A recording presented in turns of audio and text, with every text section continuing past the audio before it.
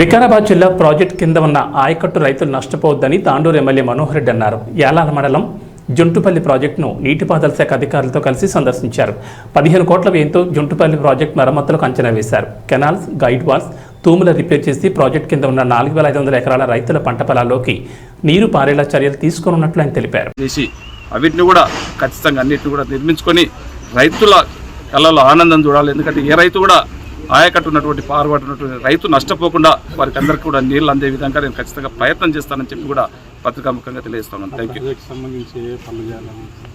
Major canals, guide walls, canals, sluice ఏదైతే repairs ఉన్నాయో అవి కూడా స్టాండర్డ్గా ఇంకా కొద్దిగా అట్టిస్తున్నాయి. ఇంకా వీటిని కూడా రీడిజైన్ చేయించి లేటెస్ట్గా, ఎందుకంటే దాన్ని ఎంత రిపేర్ చేసినా కానీ కొంతమంది పోకిరిలో ఎవరో వచ్చి దాన్ని డ్యామేజ్ చేయడం, వాళ్ళ స్వలాభం కోసం, ఒకరిద్దరు స్వలాభం కోసం దాన్ని డ్యామేజ్ చేయకుండా అలాంటివి జరగకుండా మేము ప్రభుత్వానికి కూడా ఇంతకుముందు గతంలో దానికి పరిరక్షణగా ఇరిగేషన్ డిపార్ట్మెంట్ నుంచి కొంతమంది ఉంటుంది, నీరటోళ్ళు ఉంటుంది, ఇవన్నీ వ్యవస్థ అంతా ఎక్కడెక్కడ నిర్విరామం అయిపోయింది.